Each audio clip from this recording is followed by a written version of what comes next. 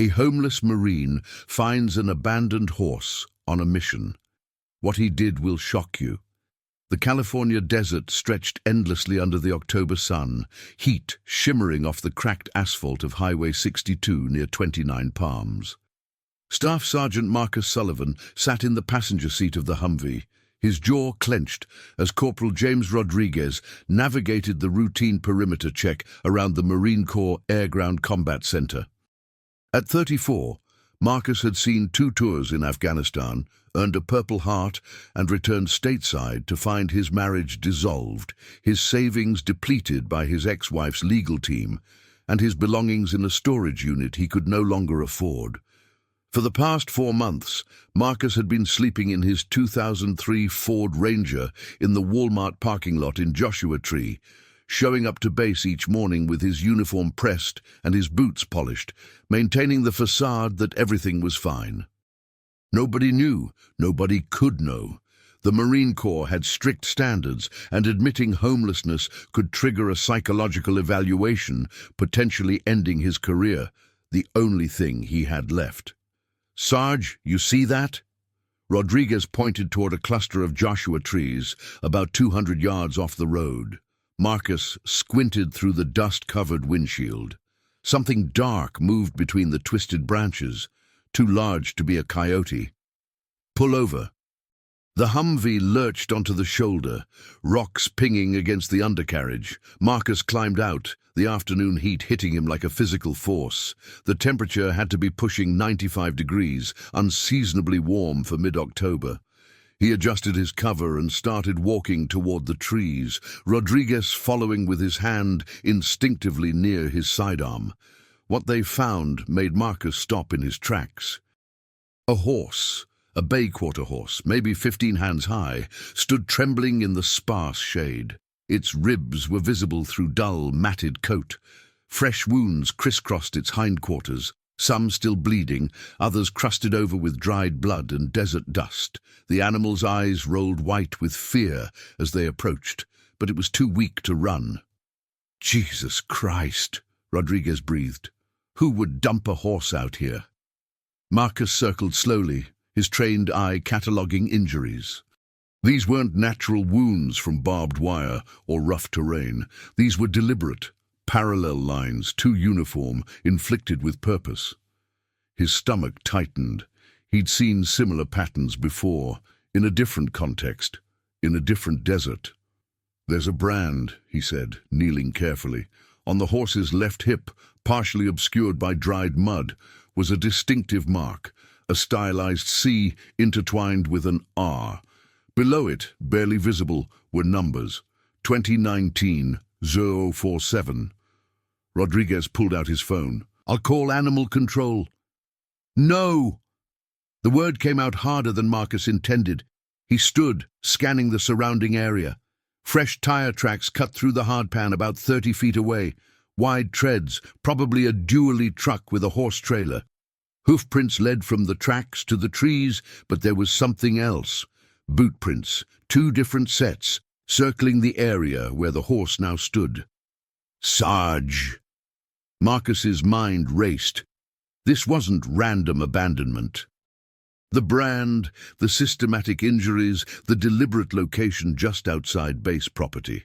Someone wanted this horse gone, but couldn't risk being seen actually killing it. Let the desert do the work. Clean, deniable. "Listen to me carefully," Marcus said, his voice low. "We were never here. We saw nothing, understand?" Rodriguez's face showed confusion, then concern. "We can't just leave it. That's exactly what we're going to do, officially." Marcus pulled out his own phone, photographing the brand, the tire tracks, the boot prints. "But I'm coming back tonight." The younger Marine shifted uncomfortably. "This could get you in serious trouble." "It already is trouble. The question is whose." Marcus took one more photograph of the distinctive brand, then turned back toward the Humvee. "You never saw this horse. I'm ordering you to forget this happened." That night, Marcus returned with his truck, a halter he'd bought at the Tractor Supply in Yucca Valley with the last $20 in his checking account. and absolutely no plan beyond keeping the horse alive for the next 24 hours. The desert temperature had dropped to the mid-60s, and the horse was lying down when he arrived, breathing shallow and rapid. Getting a traumatized, injured horse into the bed of a Ford Ranger shouldn't have been possible, but desperation made people, and apparently animals, do impossible things. It took 45 minutes, a makeshift ramp constructed from a discarded pallet, and every ounce of patience Marcus possessed. He drove to the old abandoned ranch property off Old Woman Springs Road that he'd scouted weeks earlier as a potential sleeping spot. More secluded than Walmart, less chance of being questioned. The main house was a condemned shell, but the barn still had 3 walls and a partial roof. Better than nothing. Marcus spent his first night in weeks not sleeping in his truck. Instead, he sat in the barn on a rusted metal chair, watching the horse's labored breathing, using his phone's flashlight to check for signs of shock or colic. He'd grown up in rural Montana, where his grandfather raised quarter horses. The knowledge came flooding back: how to read an animal's pain, how to assess dehydration by checking gum color, how to clean wounds with limited supplies. At 300 hours, using water from the jugs he kept in his truck and a clean undershirt torn into strips, Marcus began cleaning the horse's injuries. The animal flinched but didn't fight. Maybe it understood somehow that this human meant help. By dawn, Marcus had made a decision that would define everything that followed. He wasn't just saving a horse, he was following evidence. That brand meant registration. Those numbers meant records. Someone had gone through significant effort to make this animal disappear, which meant the animal knew something, had seen something, or represented something that couldn't be allowed to exist. The next week became a careful balance of maintaining his military duties while conducting an unauthorized investigation. Marcus used his lunch breaks to visit the San Bernardino County Recorder's office, searching property records for anything matching the CR brand. He spent evenings at the Joshua Tree Library, using their computers to scour horse registry databases, sale records, and breeding associations. The horse, he'd started calling him Scout, though he had no idea if that was close to the animal's real name, slowly improved. Marcus bought cheap alfalfa hay and senior feed with money he didn't have, putting it on a credit card already maxed out.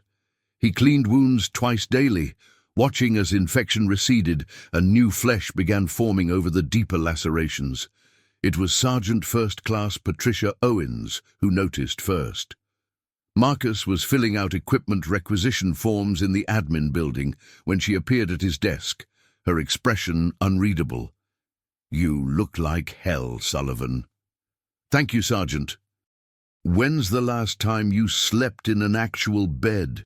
Marcus kept his eyes on the paperwork. "I sleep fine." Patricia pulled up a chair, lowering her voice.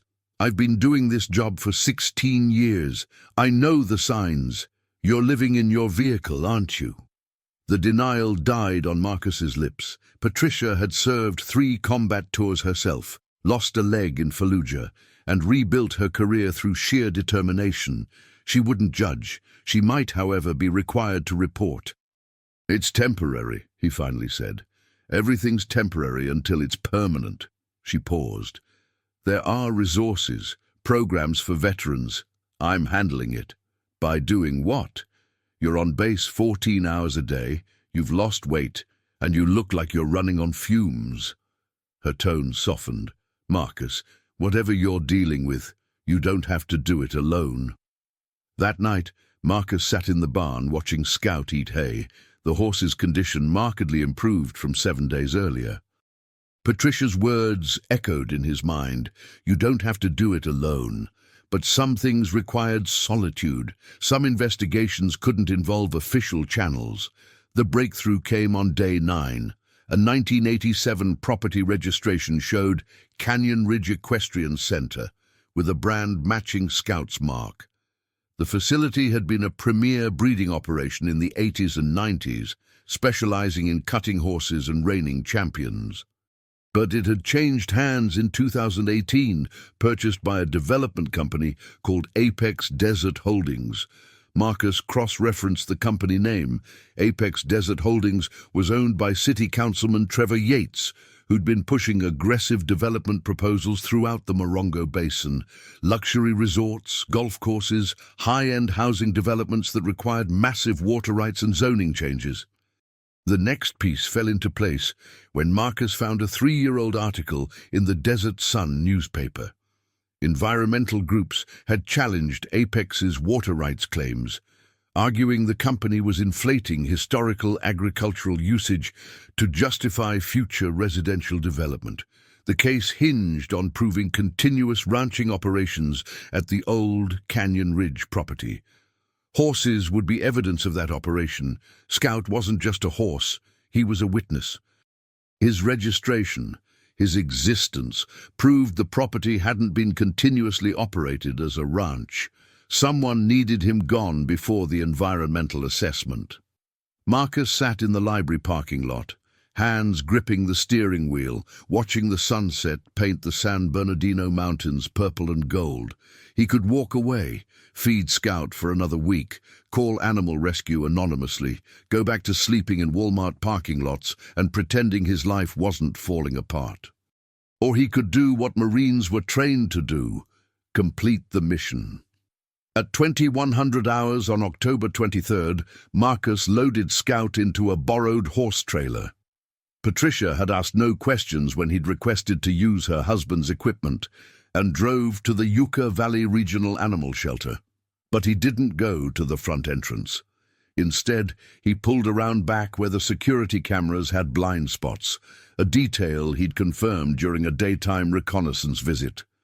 He left Scout tied to the fence with a full medical history he'd compiled, photographs of the injuries with time stamps, copies of the property records, and a detailed timeline connecting the horse's abandonment to the environmental lawsuit. Everything was in a waterproof envelope zip-tied to the halter. But Marcus didn't stop there. He'd made copies, lots of copies. One went to the Desert Sun newspaper, addressed to their investigative journalist. One went to the San Bernardino County Environmental Health Division. One went to the California Department of Fish and Wildlife. And one, carefully packaged, went to the law firm representing the Environmental Coalition challenging Apex's water rights. Marcus drove back to the abandoned ranch as dawn broke over the Copper Mountains, the empty trailer rattling behind Patricia's truck. He felt lighter than he had in months, despite knowing the consequences that might follow. He'd broken regulations, conducted an unauthorized investigation, possibly interfered with civilian legal matters. 3 days later, the Desert Sun published a front-page story. Councilman's development company accused of animal cruelty in environmental fraud case.